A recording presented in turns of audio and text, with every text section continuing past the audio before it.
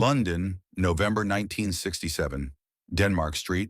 Musicians called it Tin Pan Alley, a narrow Soho road lined with music shops and studios. The Beatles had bought guitars here. Every British rocker knew Denmark Street. On a gray Tuesday afternoon, the street was quiet. Inside Sound City, a cramped music shop halfway down the block, two sales assistants were killing time. The shop sold guitars, amps, drum kits, working-class instruments for working-class players. Guitars hung on every wall. Price tags dangled from headstocks. £50, £75, £120. Behind the counter, Graham Peters was reading the Evening Standard. 3 years at Sound City. He could spot every type of musician within seconds. The serious ones. The dreamers who couldn't afford anything. The posers. The door opened. A bell chimed. Graham glanced up, then went back to his newspaper. A young black man stepped inside. Early 20s maybe. Massive afro. Wearing a military jacket that looked like it came from a surplus store. Colorful scarf, velvet trousers. The kind of outfit that would turn heads on Denmark Street, and not always in a good way. The young man stood just inside the doorway, dripping slightly from the mist outside. He didn't move toward any instruments, just stood there looking around. Graham's colleague Simon was restocking strings. He came out, saw the visitor, and shot Graham a look. That look said, "Watch him."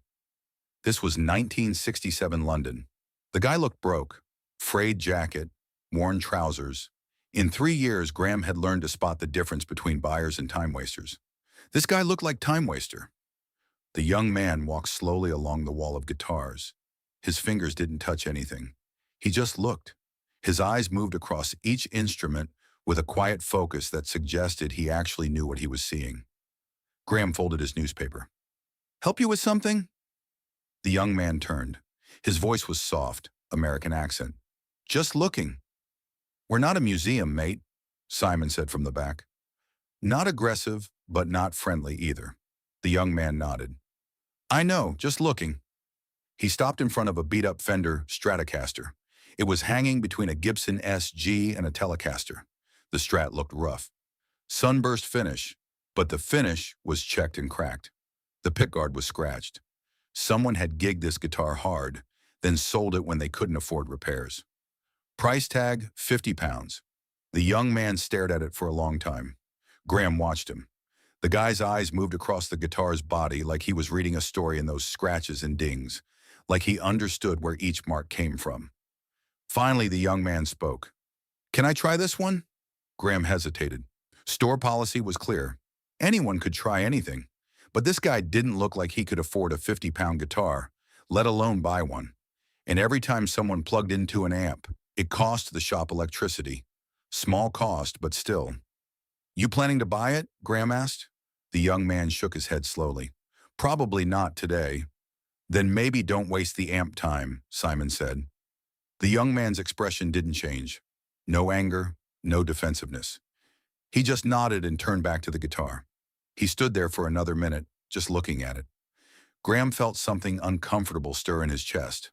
Not quite guilt. More like the feeling you get when you realize you've misjudged something. "All right, go on then," Graham said. 5 minutes. The young man turned back, surprise in his eyes. "Yeah? Yeah, 5 minutes. Then I need the amp space for real customers." The young man's face broke into a small smile. "Thank you." Graham gestured to a small Selmer amplifier in the corner. "Use that one. Don't turn it past 4. The young man lifted the Stratocaster off its hook. His hands moved with familiarity, checking the weight, the balance. He walked to the amp, sat down on a wooden stool and plugged in. Then he spent almost a full minute just tuning. Simon rolled his eyes. "Mate, the clock's running." The young man nodded but kept tuning. His fingers plucked each string, adjusted the tuning peg, plucked again. He tuned by ear. No electronic tuner, getting each string exactly right. Graham watched the tuning process. The guy's hands were large but precise. The movements weren't showy. They were efficient, practiced. Finally, the young man settled the Stratocaster on his lap, positioned his fingers, and played a single chord. The sound that came out of that small Selmer amp made Graham's head snap up from his newspaper. It wasn't loud. The guy had kept the volume at 3, below where Graham had said. But the tone was clear, full, somehow three-dimensional. It filled the room like something alive. Simon's hand stopped moving mid-motion, string packet frozen in his grip. The young man played a simple blues progression, just 3 chords, nothing fancy, nothing fast. But the way he played them, each chord rang out completely, every string vibrating in perfect clarity. His right hand moved in a fluid rhythm, fingers and thumb creating a percussive pattern that made the guitar sound like drums and melody at the same time. His left hand shaped each chord so precisely that harmonics sang out above the fundamental notes. Simon stopped stocking strings. He turned to watch. The young man wasn't looking at them. His eyes were half closed. He was somewhere else, listening to something they couldn't hear, following some internal musical conversation. He shifted into a lead line. His fingers moved up the neck, finding notes that seemed impossible on that beat-up instrument. The guitar's worn frets should have made clean notes difficult, but somehow every note was perfect. Bent notes cried, sustained notes sang, quick runs flowed like water. Graham set his newspaper down completely. The young man played for maybe 2 minutes, not 5. He seemed to sense the time without looking at a clock. He brought the music back to the opening blues progression, played it once more with even more feeling than the first time, and then stopped. Silence filled the shop. The young man unplugged the cable, stood up, and carefully hung the Stratocaster back on its hook. "Thank you," he said quietly. Graham couldn't speak for a moment. His brain was trying to process what he just heard come out of a 50-pound damaged Stratocaster through a practice amp turned to 3. "Where did you learn to play like that?" Graham finally asked. The young man shrugged. "Just playing since I was a kid." "You in a band?" "Trying to be."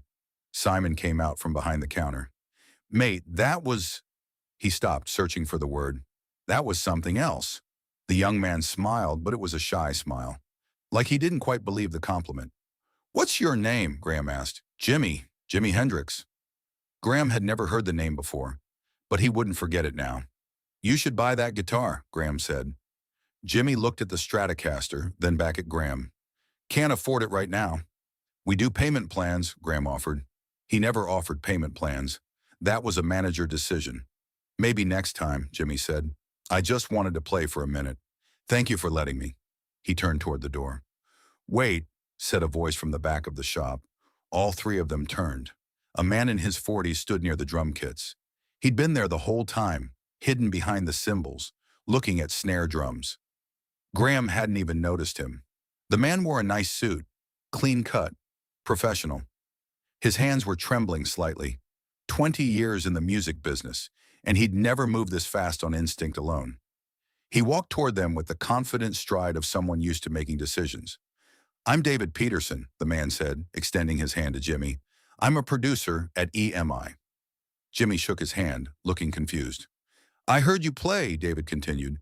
"Do you have representation, management, a recording contract?" Jimmy shook his head. "I just got to London a few months ago. I'm playing small clubs, trying to get noticed." David reached into his jacket and pulled out a business card. "Come to Abbey Road Studios this Friday, 2 p.m. Ask for me at the desk." Jimmy took the card, stared at it like it might disappear. "I'm serious," David said.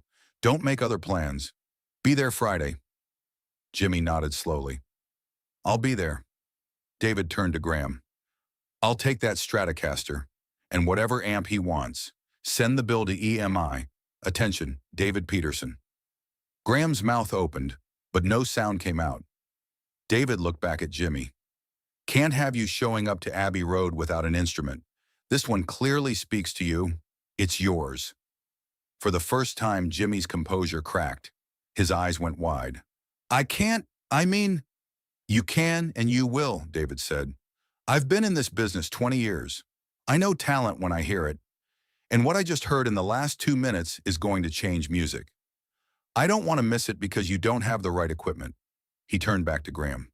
"Package it up and throw in a good cable, a couple sets of strings, whatever he needs." Graham nodded, moving on autopilot. David shook Jimmy's hand again. "Friday, 2 p.m. Don't be late." Then he walked out of the shop, the bell chiming behind him. For a long moment, nobody moved. Jimmy stood holding the business card, staring at it. Simon looked at Graham. Graham looked at Jimmy. Finally, Graham said, "I'll get a case for that guitar." Friday came. Jimmy arrived at Abbey Road Studios at 1:45 p.m. 15 minutes early. He carried the Stratocaster in its new case. He wore the same military jacket, but he'd cleaned it. The same velvet trousers, but pressed. Jimmy walked down the corridor. His 1,000 Wihawiller Maser Reacher were known. Jorasil in Orahinam, Ernihidsana Kurn, Especializan Anawan, Sunkonanan, Nasaranun, Nanosudi Nebuan, Manar Sinin Base, Dabaruri Hinemer Shawanon.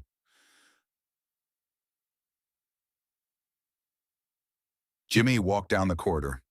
His footsteps echoed on the polished floor. Through the walls, he could hear music. Someone was recording in Studio 1. Orchestral sounds, sweeping and cinematic. He found Studio 2. The red light outside was off, not recording. He knocked. "Come in," a voice called. Jimmy pushed open the heavy door. David Peterson sat behind a large mixing console. Next to him were two other men, engineers, from the look of their technical expertise with the equipment. "Jimmy," David said, standing up. "You came. You told me to." David smiled. "Set up anywhere you like. There's an amp in the corner. Marshall stack. Should be more suitable than that shop practice amp." Jimmy set down his case, opened it, took out the Stratocaster. The guitar looked better after a few days. Simon had cleaned it up, oiled the fretboard, replaced the strings. He plugged into the Marshall, adjusted the settings. "Play whatever you want," David said. "We're just listening today, getting a sense of what you do." Jimmy thought for a moment. Then he started playing. He played for 20 minutes. Blues, rock, bits of songs he'd written, improvisation that went places nobody expected. He played soft passages that sounded like whispers. He played loud passages that made the studio walls vibrate. The air itself seemed to bend around the notes. One of the engineers reached for the meters, thinking something was wrong with the equipment. Nothing was wrong. The sound was just impossible. He used feedback intentionally, shaping it into melody rather than fighting it. He bent strings until they cried. He made the guitar sound like a voice, like an orchestra, like something that hadn't existed before. When he finally stopped, the engineers were staring at their equipment like they didn't trust the meters. David was leaning back in his chair, eyes closed, processing. "Right," David said, opening his eyes. "We're recording an album, starting next week." One of the engineers turned to David. "We don't have budget approval for—" "I'll find the budget," David said. "This isn't negotiable." He looked at Jimmy. "I want to build a band around you. Do you have musicians you trust?" Jimmy thought. "I've been playing with Noel Redding on bass, Mitch Mitchell on drums. They're good. Bring them. Monday, we'll do a session, see how it sounds." David stood up, walked over to Jimmy. "What you did in that shop on Tuesday, that was raw talent. What you just did in this studio, that's genius. I've worked with everyone. The Beatles, the Stones, sessions musicians who've played on 1,000 records. I've never heard anyone play guitar like you play guitar." Jimmy didn't know what to say. He just nodded. "We're going to make history together," David said. "But first, you need to sign some papers." Years later, in 1993, David Peterson gave an interview to Mojo magazine. Retired, living in Sussex, but he still remembered that Tuesday afternoon. "I wasn't supposed to be at Sound City that day," he told the interviewer. "Meeting got canceled. I had an hour to kill. I wanted to look at drums. I was in the back of the shop when this young guy came in. The shop assistants treated him like he was wasting their time. Then I heard him play. 2 minutes. And I knew." Knew what? That everything would change. For him. For music. For all of us. I'd heard hundreds of guitarists, professionals, virtuosos, but Jimmy was different. He wasn't just playing notes. He was having a conversation with the guitar. And we got to overhear it. I didn't think. I just walked over and gave him my card. Bought him that guitar. I knew if I let him walk out, someone else would find him. Did you have any doubts? No, none. I knew there would be people who wouldn't understand him. Too black, too loud, too strange. But I also knew that in 50 years, people would still be trying to figure out how he got those sounds. What do you think would have happened if they hadn't let him play? David was quiet. Someone else would have discovered him. Talent like that doesn't stay hidden. But I'm glad it was me, because that moment, those 2 minutes, that was the purest version of Jimmy I ever saw. Before the fame, before the pressure, just a young man and a guitar, having a conversation the rest of us were lucky enough to hear. Graham Peters, the shop assistant, also gave an interview decades later, by then managing a guitar shop in Brighton, still haunted by that afternoon. I almost didn't let him play, Graham admitted. I thought he was wasting my time, judging him by his clothes, and I was being a prick about it. But something made me change my mind. Maybe guilt. So I said yes, 5 minutes. And then he played. Graham's voice got quiet. I've worked in music shops for 40 years, heard thousands play guitar, and no one has played like Jimmy played that day. It wasn't about technical skill, it was about feeling. He played that beat-up 50-pound Stratocaster like it was the only guitar that had ever existed. When that EMI producer stepped out, I watched Jimmy's life change in real time. Do you regret not being nicer to him? Every day, Graham said, not because he became famous, because he was a human being, and I treated him like a problem. I judged him before he touched a guitar. But you did let him play. Barely. And that's what keeps me up. What if I hadn't? What if I'd said no? The Stratocaster that Jimmy played that day in Sound City, the one David Peterson bought for him, was never used on any recording. Jimmy gave it to a session musician friend a few months later. That friend sold it to a collector in the 1980s. The collector sold it at auction in 2005. It went for £150,000. The buyer, a music museum in Seattle, put it on display with a simple plaque. The guitar that opened the door. Because that's what it was. Not the guitar Jimmy became famous with. Not the guitar he set on fire at Monterey or played at Woodstock. Just a beat-up 50-pound Stratocaster that a broke kid picked up in a London shop on a gray Tuesday afternoon. The guitar that convinced a producer to take a chance. The guitar that changed everything. Sometimes that's all it takes. One moment. One person saying yes instead of no. One guitar pulled off a wall and played for 2 minutes in a cramped shop on Denmark Street. One sound that stops time. That day they saw only a broke kid. Then Jimmy picked up a 50-pound guitar, and music was never the same.